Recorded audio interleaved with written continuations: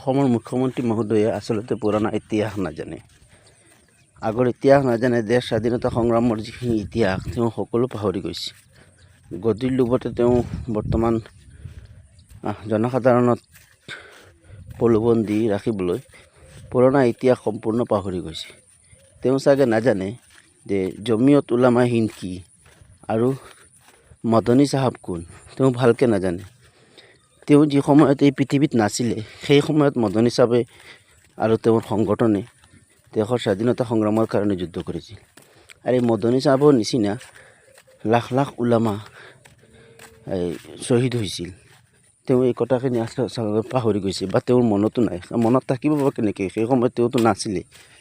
তেখেতে যদি পুৰণা ইতিহাসখিনি চায়, তেখেতৰ নিচিনা ডাঙৰ ডাঙৰ যিমান ভাৰতীয় আগতে ৰাষ্ট্ৰপতি, প্ৰধানমন্ত্ৰী আৰু যিমান ভাৰতীয় উচ্চপদস্থ বিষয়া আছিল, সকলোৰে জমিয়তৰ উচ্চপদস্থ বিষয়াসকলৰ লগতে একোটা মিল আছে।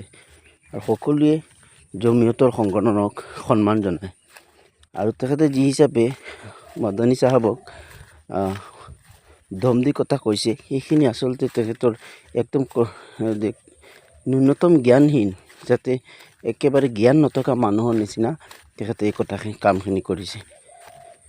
তেখেতে ভাবিব লাগে যে জমিয়ত উলামা হিন্দ বিশ্বৰ ভিতৰতে এটা নাম কৰা সংস্থা, আৰু ভাৰতত যে প্ৰথমটো সংস্থা জমিয়ত উলামা হিন্দ। গতিকে এইখিনি বিষয়ে তেখেতে আগতে অধ্যয়ন কৰা প্ৰয়োজন।